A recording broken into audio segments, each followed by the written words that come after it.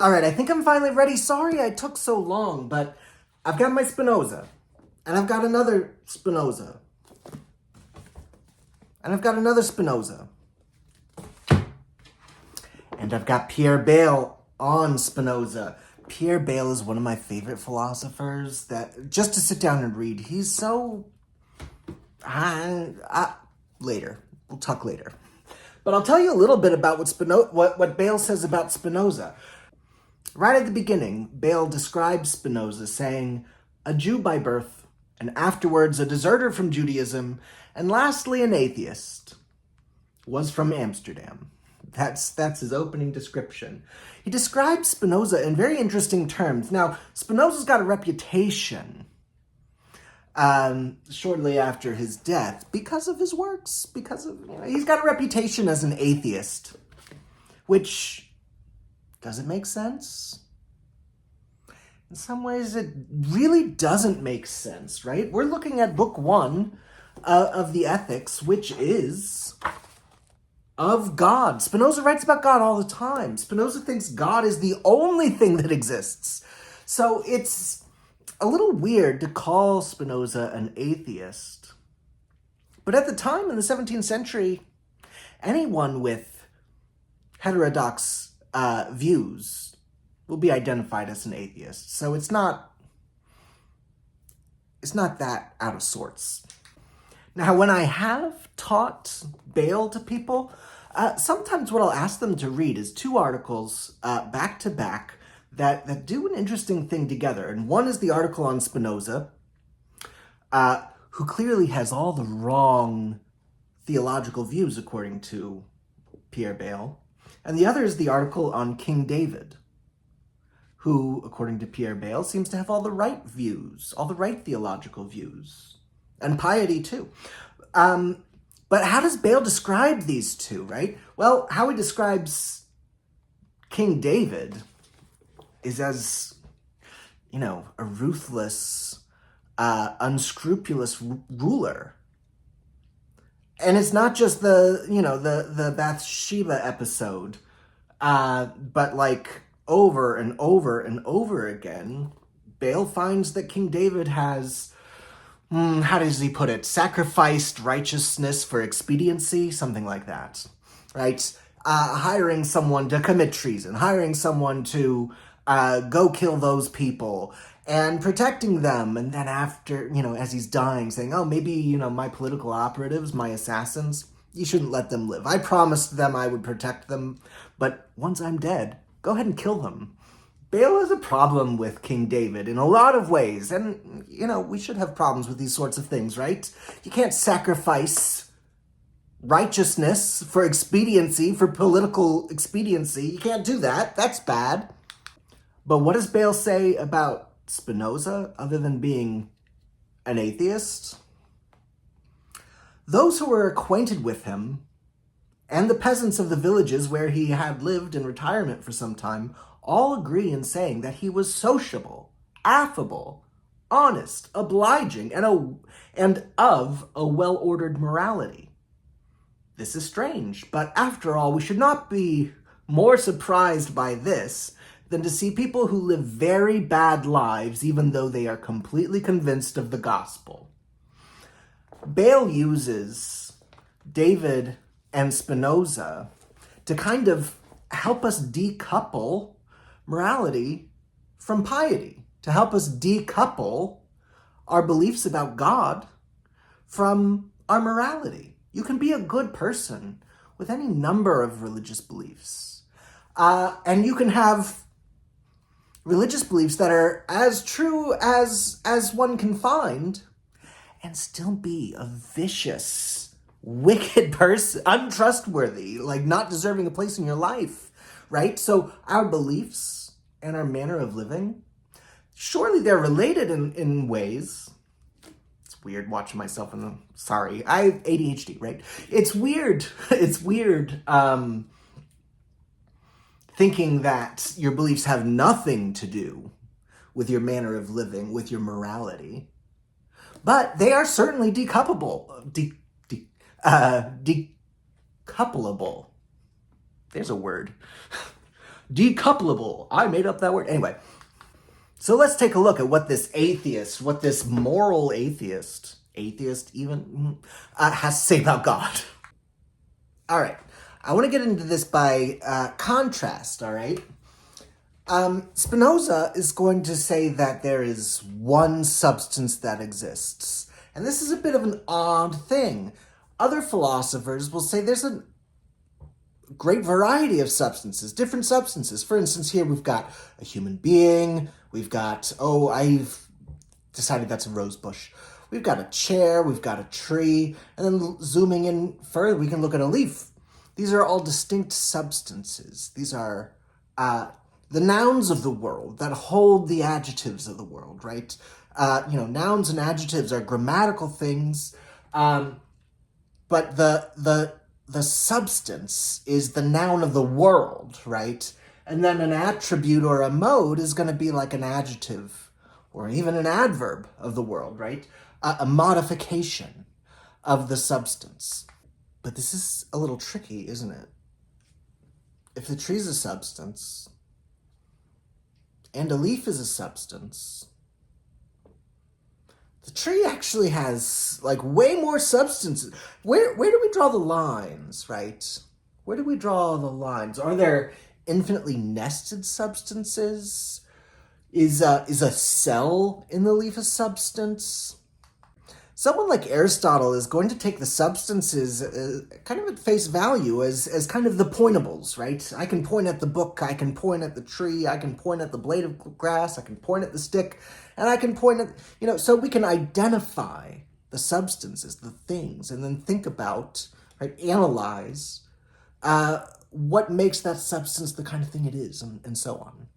Now, Spinoza is writing in the wake of Descartes. He's very much influenced by Descartes. His first book is about Descartes' principles. Let me read to you what Descartes says about substance. This is in the Principles of Philosophy, Part 1, Section 51. What a substance is, a name we cannot attribute in the same sense to God and his creatures.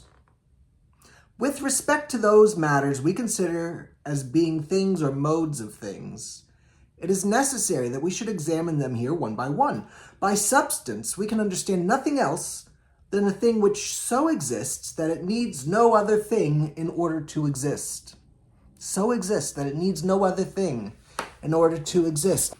So, if the Queen of Hearts wants to paint the rose bush red or something, then the rose bush could exist without that green color.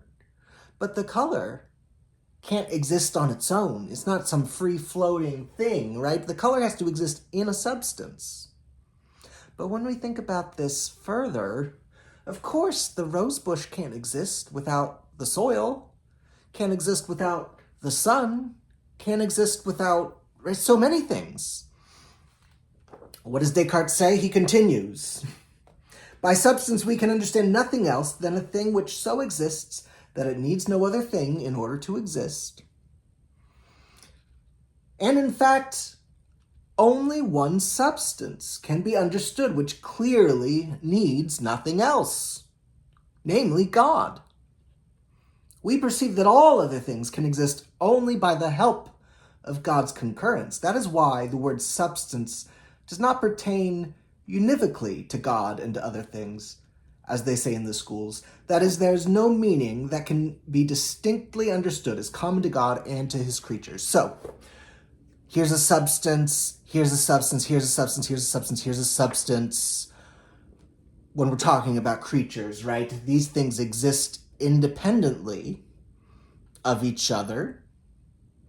And they exist as the bearers of the attributes and modes. But, strictly speaking, there's really only one substance. All these things are interdependent. We can't really draw the boundaries between the bush and the dirt and the oxygen that it's putting out. All these things. We can't really draw the distinctions between those. So, ultimately, Spinoza is going to say that this is the entire world. The entirety of the natural world is really just one substance, one substance. The boundaries between the substances are kind of artificial. Where does my finger end? I mean, yeah, there's like a little crease. It's kind of threaded, right? I mean, but is like right here finger or hand? What about here? I mean, these questions, these divisions that we can make are kind of artificial, right? The finger's part of the hand. I can maybe distinguish, this is not my thumb, sure, I can distinguish things, but ultimately it's all connected. And as much as it can be useful to distinguish between a finger and a thumb or a finger and a hand, those distinctions do kind of fade away when we really look at what's real, what exists. All right, so in Spinoza, there's one substance. What do we learn about that substance? Well, when you pay attention to the demonstrations here, you'll see that that substance is necessarily existent. It has to exist. Its non-existence is a contradiction. Should you be following these definitions, these demonstrations? Should you be following the geometric method here? Maybe. Here's why. You're not going to find in the demonstrations an easy proof that just convinces you that there's only one substance and that's God and that everything else is a mode of God. It's probably not going to be that convincing. You'll probably find a definition where you're like, I don't like that definition. That doesn't seem right to me. You probably find an axiom that you just reject, or a demonstration that you find unconvincing early on. I think, following the comments on Euclid in the section on religion in the TTP, I think that the point of the demonstrations here isn't that you just follow it and then you're convinced. I think the point of the demonstrations, just like he says, Euclid, you don't have to interpret like it's the Bible. You don't have to know all the history. You don't have to know all the language. The demonstrations there are to help you understand his perspective, to help you interpret his perspective and why it makes sense to him and how he's using the language this way instead of that way and so on and so on and so on. So you look at the demonstrations, you're not really going to be convinced of all the things that he's convinced of. You'll understand the things he says better. And one of the first things that becomes very clear is that the substance can't not exist. The substance exists necessarily. This is not a strange view, right? The reasoning here is much like Anselm's reasoning in the Proslogion, where St. Anselm gives the ontological argument for the existence of God, which basically says that, well, we already read Descartes' version of this, right? Descartes' version says that a being with all perfections has to exist because existence is one of those perfections. So Spinoza is going to have reasons very much akin to the ontological argument that says that the substance can't have been produced by anything else. It has to be self-sufficient in various ways. And so ultimately it has to exist by its own necessity. Okay, if we were to use substance in an Aristotelian sense or in Descartes' sense, we're going to see a book as a substance. And then there's several properties of the book, modifications, modes of the book. It's got a certain size. It's got a certain color. It's got a certain number of pages, right? The size, the color, the number of pages, those things can't exist without existing as being, facts about the book or properties of the book. So what about us? Where do we fit in? If God is the only substance, what am I? Sorry, I'm going to just keep going. All right. Proposition 25 of Book 1 says God is the efficient cause, not only of the existence of things, but also of their essence. I should probably edit this, but you don't care, right? You don't mind. Anyway. Okay, and there's a corollary here. Particular things Me? Ziggy, cheerio. Ziggy, cheerio. Particular things are nothing but affections, affects, modes. He uses affections here. Are nothing but affections of God's attributes, or modes by which God's attributes are expressed in a certain and determinate way. Okay, so God has attributes, properties. We're going to have to learn more about these.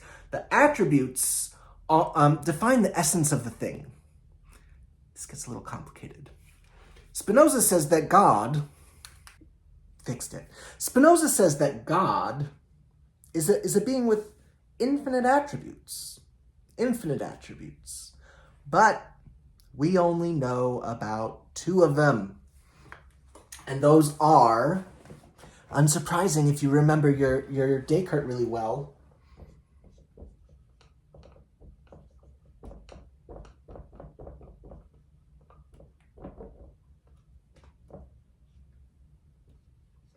okay, there are infinite attributes. There's two of them that we're familiar with. Thought and extension. Extension is taking up space. Thought is all the inner stuff, all the ideas, all the willing, all the perceiving, all that stuff.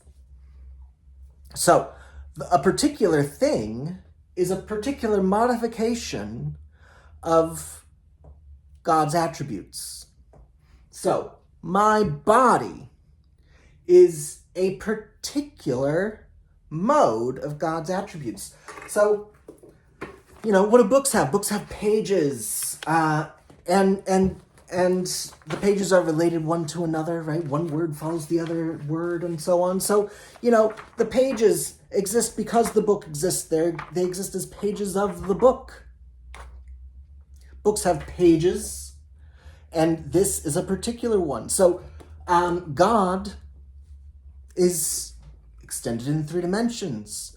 All the physical things that exist as modes of God under the attribute of extension. So, the chair I'm sitting in is a particular expression of the divine nature understood under the attribute of extension. So, God exists as the totality of the extended world. God exists as the totality of the thinking world, all the information there is. God exists according to these other attributes that we don't even know about.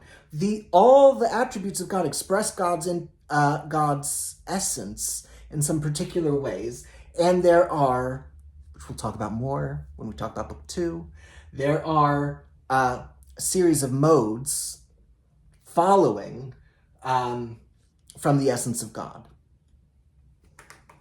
So what you are is a particular mode, or actually a set of particular modes of the divine being. When you talk about what you are as your body, you're a particular set of modes under the attribute of extension. When you think about your mind, you're a particular set of modes conceived of under the attribute of thought, right? Your mind is a set of ideas, a set of thoughts. Your body is a set of shapes and motions.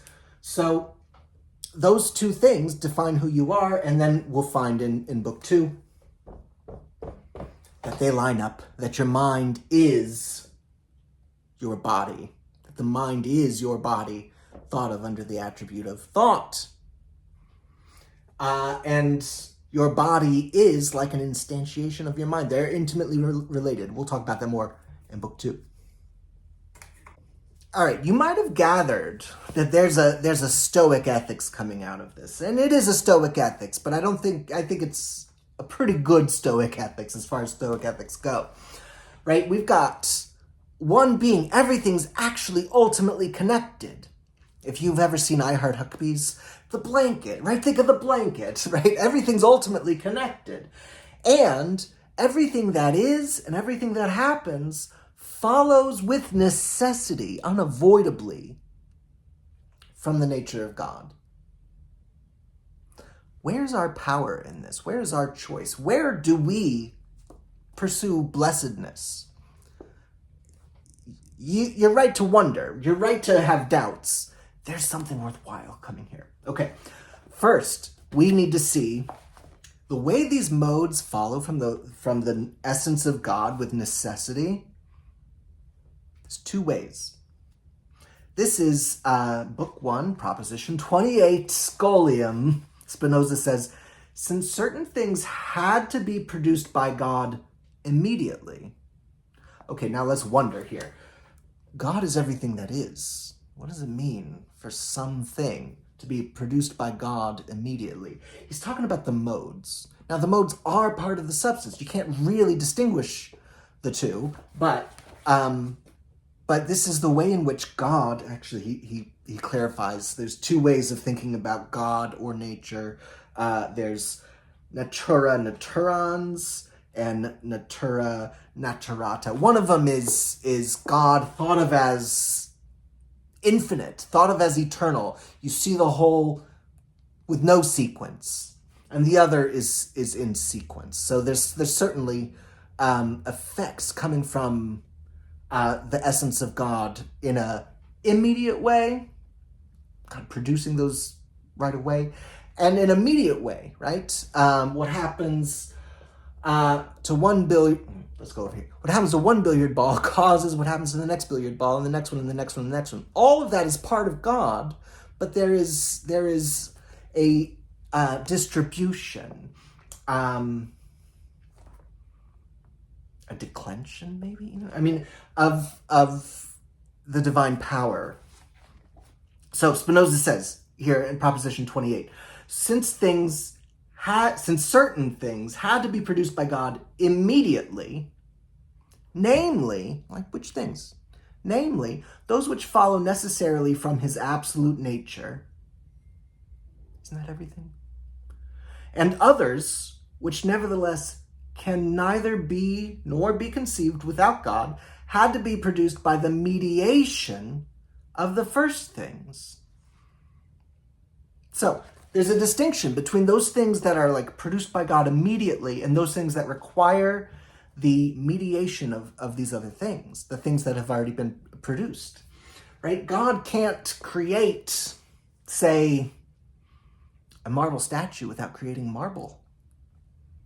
God can't create, say, an nth generation of humans without an n-1th generation of humans, right? So there's certain kinds of ways in which, modes of God are producing other modes of God. It all follows from the nature of God necessity, but, with necessity, but there's still this